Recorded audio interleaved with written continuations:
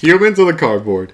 We are here. We've got the first reveals for the Traptrix structure deck that is upcoming. The OCG will get it in December, early December. We're going to get it end of February, so we're still not even that far away.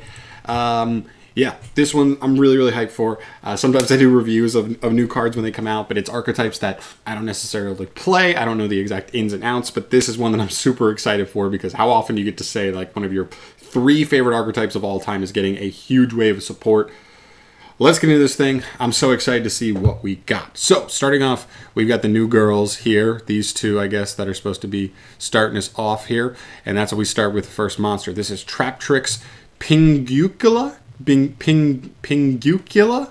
This is a rank 4 Earth Plant Exceed effect monster, of course. 2,500 attack, 300 defense. It's actually pretty damn big for a rank 4. It's about as big as you're going to see for a rank 4 normally. It is completely generic, of course, any 2 level 4s. And you can only use the second and third effects of this card's effects once per turn.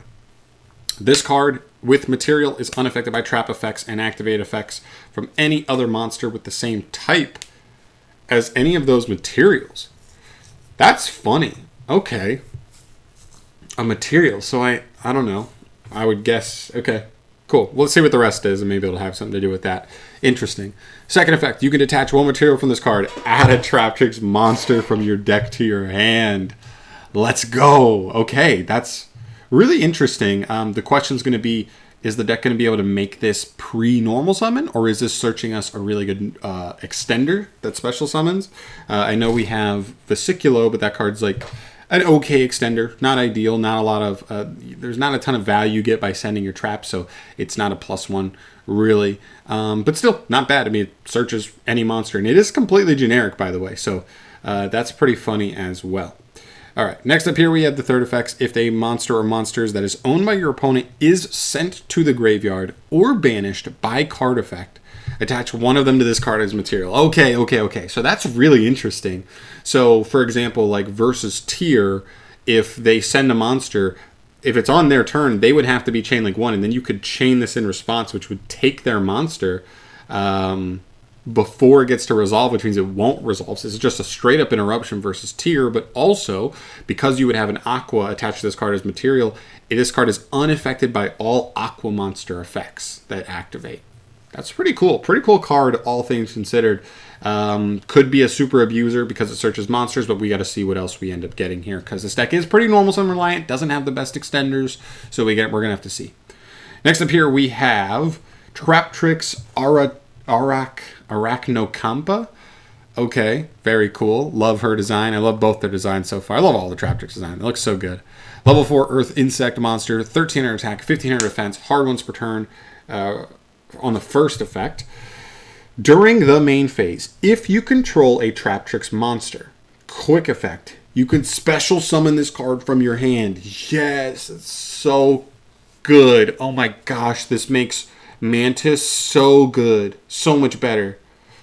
Also, you cannot special summon from the extra deck this turn for the rest of the turn except insects and plants. That's definitely a restriction, means we can't use stuff like Dweller, Redoer, some of the just good rank 4s we might be wanting to abuse, maybe even other stuff going second. But that being said, that is still huge, even though it type locks us. This is an absolutely monumental extender. Also love that this is a quick effect.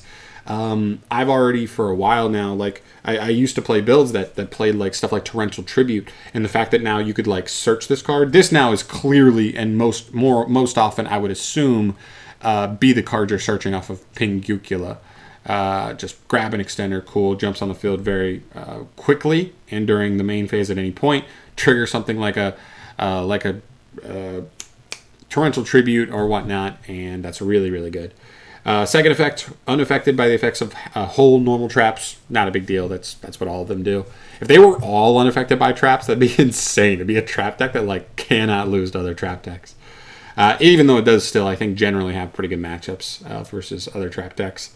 And the third effect, the first time each set card in your spell and trap zone would be destroyed by a card effect each turn, it is not. That is also huge because one of the biggest problems for this card is for this deck as well is that you would lose to like the big blowouts. It's the problem with any trap card in modern day Yu-Gi-Oh! Post side, you're expecting the evenly matches, you're expecting the Lightning Storms, you're expecting the Harpies Feather Dusters.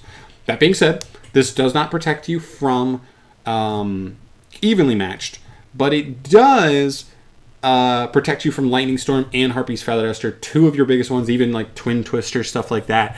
And because this is a quick effect to summon, and this isn't like an activated effect to make something not to be destroyed, it's just continuous, it means your opponent could use a Lightning Storm, and you could chain this card if they call back row. This card summons out, and all the cards would be protected. Very, very cool. I think this card is awesome. This is almost exactly the type of extender the deck needed. I love it. The only thing I could complain about with this is that it doesn't summon if you don't have a Traptrix monster on field. If this said, like, if you control Traptrix or have no monsters, summon it, that would be even better because it would allow us to play through our normal summon getting disrupted. But the fact that it's a quick effect anyway still helps, because we could go normal summon. If they go effect to remove, we could chain this card that still guarantees a Sarah before our other monsters are moved. And this card still got us to Sarah, which is cool. All right, next up we have a new trap card. This is Delusion Trap Hole. We knew we were going to get more trap holes. There was no way we weren't. Here we go. If your opponent special summoned a monster this turn, target one monster they control with 2,000 or more attack. Destroy it. Then, if you have a whole normal trap in your graveyard, you can banish one monster from your opponent's graveyard. Okay, we're seeing some power creep here. For sure. Yeah, we're getting the potential of like double removal here. It's almost Ice Dragon's Prison-esque kind of like removal, right? You're like taking care of a monster in your opponent's grave as well as on the field. It's not quite as good at IDP because it does target the monster on the field and it destroys it. So whatever you're destroying on field is still destruction. I don't love that it can only do something that's 2,000 or higher attack. I expect Sprite to still be solid for months to come, and we've learned in Yu-Gi-Oh! That a lot of decks, Sky Strikers for example, we see these decks that like don't necessarily rely on really big, strong monsters, but they more so rely on like a control setup, like a grind game, a mid-range game that doesn't rely on big monsters, but generally that's going to be enough. But the fact that you could destroy and then hit something from grave is pretty powerful. Just simple power creep here. Nothing too crazy. I think it's definitely a card we'll consider. Could easily be a one-of. To throw into the deck because, you know, obviously it's like in a lot of scenarios going to be more powerful than any of the other trap holes we have. But we'll take it. I think that's solid. Yeah, pretty simple. And the final card here is a new Link 3. I talked about this in my video. I said a Link 3 makes a lot of sense. The rank 4s and the Link 2 are like solid, but it feels like the deck could really use like a legit boss monster. I think a Link 3 would be pretty fair. As long as it gave us good enough payoff, but we'll see. So this is Traptrix, a-typist. A-typist, this is a Link 3 Earth Insect Link monster, 1800 attack. It points middle left, middle right, and bottom center. So it's just left, right, and down, which is fine. Points down at least one arrow, which is all you're really looking for at least. To the side is weird. I don't, whatever. I'm not that worried about it. Link arrows are not that important unless you're like a super Link heavy strategy, which this is not. So no worries. This is very easy to make. 2+ monsters, including a plant or insect. I think that's quite good as well. Yeah, no complaints there. That's super easy to make, even if you're like out of engine, potentially. This Link Summon card is unaffected by trap effects. I love that. I love that, and that stipulation just gives us good matchups all around. Traptrix monsters you control gain 1,000 attack while you have a normal trap in your graveyard, so that is almost going to be always. It's going to be very quickly in the duel. So yeah, this thing most of the time is going to be 2,000 attack or 2,800 attack, and a lot of your other Traptrix get very big very quickly with this as well. As we looked at up here, this thing's just straight up 35 if it's on the field with that, which is pretty nasty. And the final effect here: once per turn, you can target face-up cards your opponent controls up to the number of insect and plant monsters you control. Negate their effects until the end of this turn. Then you can banish one normal trap from your graveyard, and if you do, destroy one of the targeted cards. Very interesting. Okay, so kind of like a slow removal effect. So this card is not an interruption, so it's not a full boss monster to me, but it is a nice tool.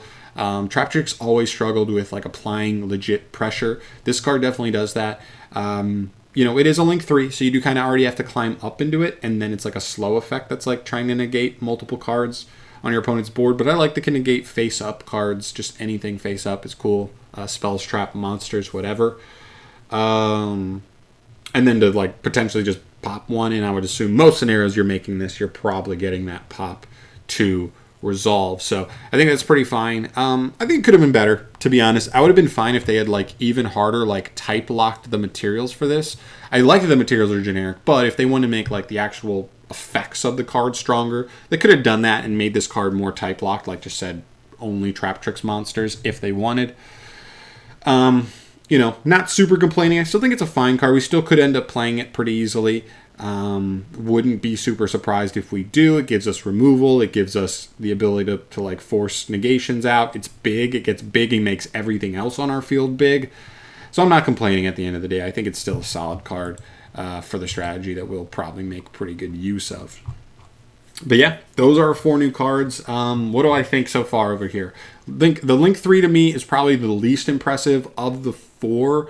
The Trap Hole also is like solid, but it kind of feels like mid-level power creep. Like it could have done more to power creep other trap holes. I've also been looking for like maybe we get a trap hole that's like actually an engine trap that like gets us a Traptrix monster from deck or something, like summons it from deck, and that's, you know, triggering Sarah, and then what, you know, if you're summoning Mermelio, you're popping a back row, and I don't know, you're getting some other utility potentially. I don't know, just something that I had been thinking about, but not the hugest deal. I still think this card could see play, and you know, if it's good enough to see play in the deck, then I think it's good enough out of the support.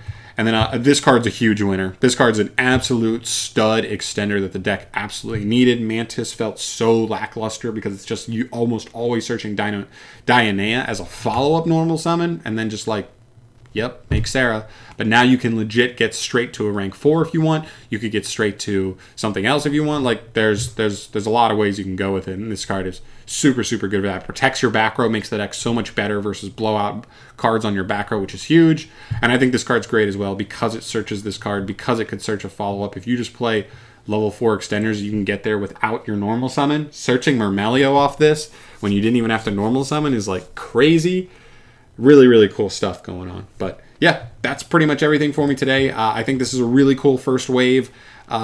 Here, this is only 4 cards. It's a structure deck, so I'm expecting somewhere between 6 and 8. That's what I think. So I would say bare minimum 2 more cards. Hopefully more like 4 more cards. I know a lot of the structure deck R's have been getting 8 cards, but I don't know if that's guaranteed for just like a regular structure deck that they're doing here. So we'll see. I'd love 8. 4 more cards would be crazy. We got another like of this. I would almost want just like more of this. 1 more extra deck monster, 1 or 2 more main deck monsters, another trap hole, and whatever. Maybe a spell, like something. I don't know. But very, very excited. Really, really cool. I'm very pumped. I'm out of here for today, guys, though. Thank you so much for watching. Let me know in the comment section your thoughts on the new cards. I really want to hear your guys' thoughts if you are a Traptrix lover. And I will catch you in the next video. Peace.